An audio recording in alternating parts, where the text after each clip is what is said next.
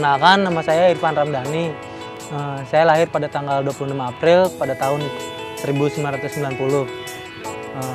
Terus saya dari berkegiatan dari mulai sejak sekolah dasar itu saya berkecimpung di kegiatan dunia atlet, yang bisa dibilang jadi atlet. Yang pertama itu atlet tenis meja dan yang kedua atlet futsal. Nah, dari aktifnya itu pada kelas 5 SD sampai kelas 3 SMP. Di situ saya bisa membagi waktu untuk menjadi atlet dari tenis meja sampai futsal gitu.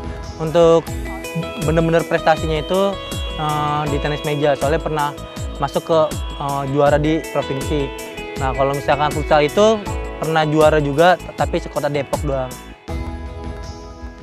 Dari mulai SMA saya sudah menggeluti kegiatan siswa pecinta alam pada organisasi Plasma 4 Depok. Dari situlah saya mengembangkan diri untuk ketika saya masuk ke universitas, saya masuk ke Mapa Gunadarma, dan di situ saya belajar untuk lebih mengenal siapa saya sebenarnya dari pendidikan pecinta alam itu. Irfan dari kecil anaknya yang selalu pengen tahu, pengen selalu bisa apa yang dia inginkan harus selalu tercapai, apapun itu bentuknya. Kemudian tidak pernah mengenal menyerah. Irfan itu seperti itu dari kecil.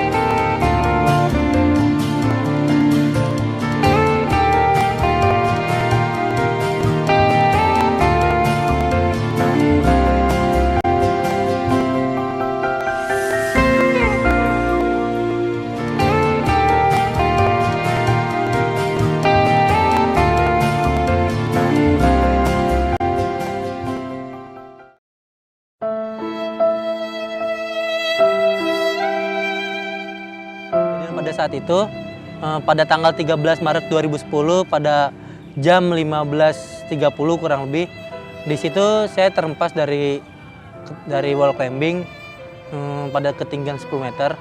Di situ saya sedang latihan single rope teknik atau bisa disebut latihan teknik untuk susur goa. Jadi ketika di situ saya terjatuh dari ketinggian 10 meter dan akhirnya mengakibatkan saya lumpuh dari bagian pinggang ke bawah. Saat itu tadinya saya langsung pengen berdiri gitu kan, tapi apa daya, dan akhirnya saya hanya bisa tiduran aja, dan ketika mau berdiri malah langsung tiduran, dan akhirnya di situ saya sudah tidak bisa bergerak.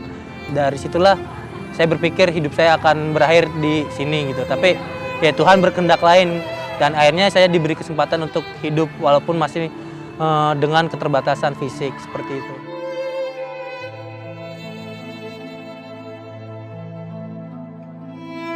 Ketika jatuh tentunya seorang ibu ya, seorang orang tua, tentunya rasa apa ya, mungkin rasanya seperti kiamat kecil gitu kan buat saya sebagai ibunya, yang mana tentunya ya sebagai orang tua ya harapan anak pertama itu ingin menjadi orang yang ya bisa sukses lebih dari apa yang sekarang saya bisa mengajar di kampus. Ya berharap Irfan kan lebih daripada saya, apa yang dia harapkan ke depan.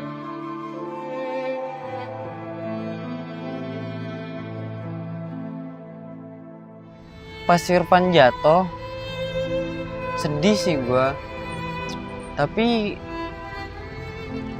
dia itu gimana ya? Sempet dia tuh nggak mau ngapa-ngapain, dia nggak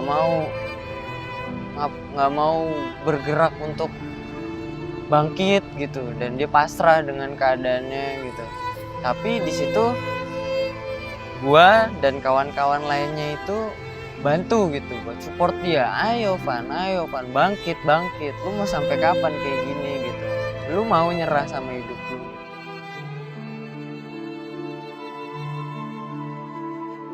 Ditarik ulur benang merahnya,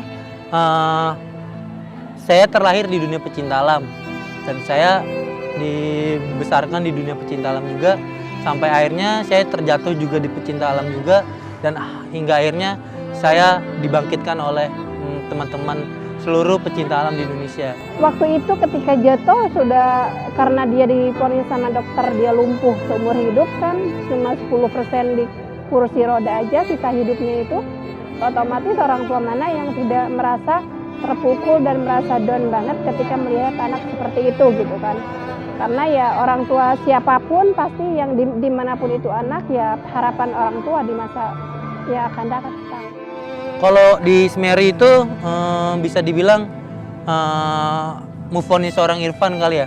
Jadi ketika di situ saya jengah dengan kegiatan saya hanya keluar rumah, hanya bisa menatap plafon gitu kan, hanya bisa melihat langit-langit. Dari situlah ada salah satu teman saya, dia berkata gitu kan, coba deh baca buku tentang petualangan.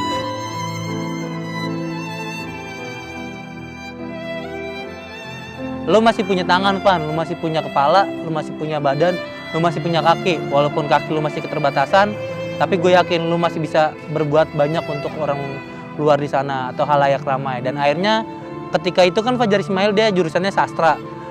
Dari situlah dia mengajarkan, memberi sedikit masukan untuk saya sebagai apa nih yang kita bisa perbuat sebagai mahasiswa pecinta alam. Dan akhirnya di situ Fajar Ismail Tepolem dia bilang, menulislah, karena menulis itu salah satu cara untuk berkarya.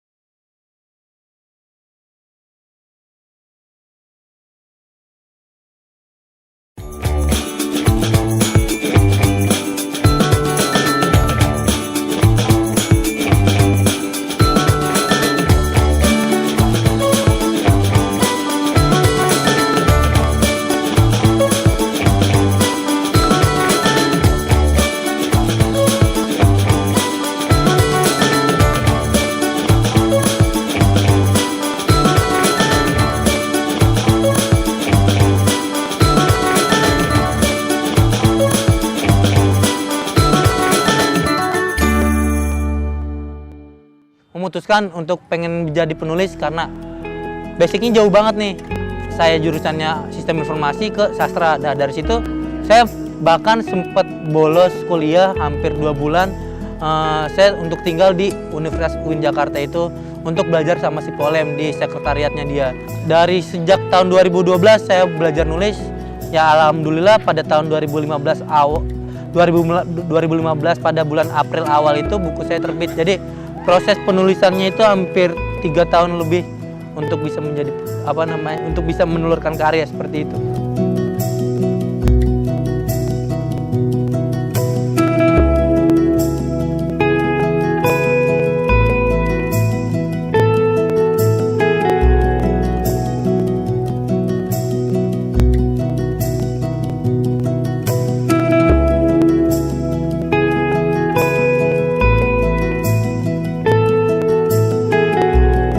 Itu orangnya benar-benar enggak putus asa. Dia tuh selalu bilang kalau dia tuh manusia kerdil mata Tuhan. Dia tuh benar-benar dia nganggap diri dia itu bukan siapa-siapa di dunia ini.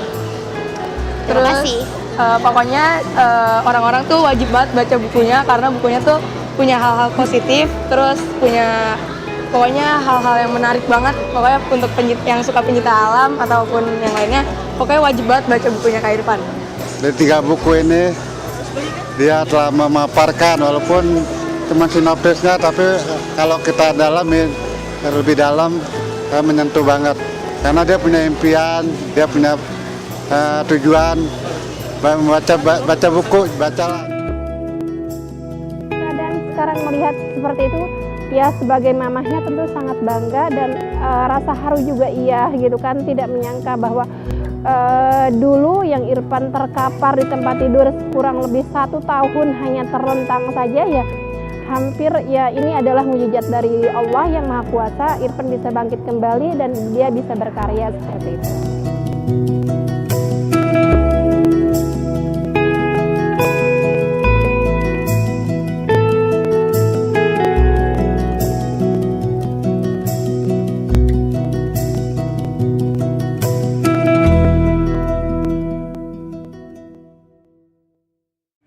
salah satu cara buat membagikan pesan kepada masyarakat selain film, selain FTV, selain sinetron, selain apalah itu, ya salah satunya menulis. Dan menurut saya itu menulis itu salah satu untuk merapikan kenangan. Jadi kenapa menulis?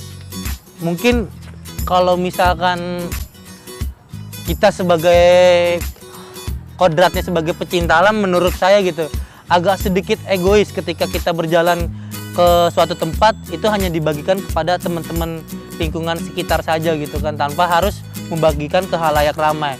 Contohnya misalkan saya berjalan ke Lombok gitu, saya hanya bercerita dengan teman-teman saya yang di sekitar kampus aja gitu, dengan secara lisan gitu kan.